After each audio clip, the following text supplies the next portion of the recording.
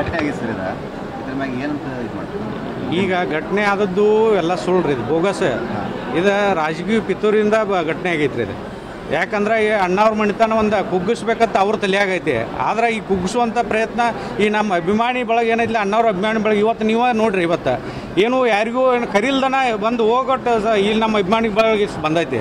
ಅದಕ್ಕಾಗಿ ಇವತ್ತು ಏನು ಈ ನಮ್ಮ ಕುರ್ಚಿ ಶಾಸಕರು ಏನು ಇದನ್ನು ದುರುಪಯೋಗ ಮಾಡ್ಕೊಳತ್ತಾರಲ್ಲ, ಅವ್ರಿಗೆ ಮುಂದಿನ ದಿನಮಾನಗಳಲ್ಲಿ ನಮ್ಮ ಎಲ್ಲ ಅಣ್ಣಾಜಿ ಅಭಿಮಾನಿಗಳು ಒಂದು ಪಾಠ ಕಲಿಸ್ತಾರೆ ಅವರಿಗೆ. ಅದಕ್ಕಾಗಿ ಇಂಥ ಸುಳ್ಳು ಕೇಸನ್ನು ಮಾಡಬಾರ್ದು. ಮೊದಲು ತಕ್ಷಣ SP ಅವರು ಇದಕ್ಕೆ ತನಿಖೆ ಮಾಡಿ ಆ PSI ಏನವ್ರನ್ನ ಒಂದು ನುಕ್ವಾರಿ ಇಲ್ಲದ ಒಬ್ಬ ಒಂದು ಅಣ್ಣವ್ರ ಮಣಿತನ ಮೇಲೆ ಒಂದು ಕೇಸ್ A1 ಆರೋಪಿ ಮಾಡ್ತಾರೆ.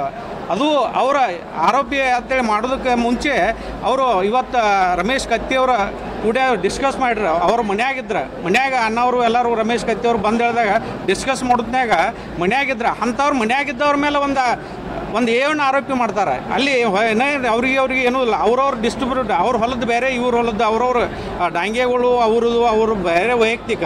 ಅದನ್ನು ವೈಯಕ್ತಿಕ ಬಂದು ಈಗ ರಾಜಕೀಯ ಒಳಗೆ ತಮ್ಮ ಇದನ್ನು ಬಯಸ್ಕೋಕೈ ಮಾಡ್ತಾರೆ. ಮುಂದೆ ಅವ್ರು ತನಿಖೆ ಮಾಡಿ ಕ್ರಮ ತಗೊಂಡಿಲ್ಲ, ಮುಂದಿನ ನಡೆ ಏನು ಕ್ರಮ ತೆಗೆದ್ರು ಅಂದ್ರೆ ಈಗ ನಾವು ಇಲ್ಲೇ ಇವತ್ತಿಗೆ ಬಿಡುದಿಲ್ಲ ರೀ ಇದನ್ನು. ಇನ್ನು ಮುಂದೆ ಹೋರಾಟ ಮಾಡ್ತೀವಿ ರೀ. ಇದಕ್ಕೆ ಹೋರಾಟ ಮಾಡಿ ಜಿಲ್ಲಾ ಲೆವೆಲ್ದಾಗ ಇಡೀ ಸ್ಟೇಟ್ಗೆ ಹೋರಾಟ ಮಾಡ್ತೀವಿ ರೀ ನಾವು. ನಿಮ್ಮ ಹೆಸರು? ಪ್ರಕಾಶ್ ಹುಕ್ಕೇರಿ, ಕಂಕನವಾಡಿ ರೀ.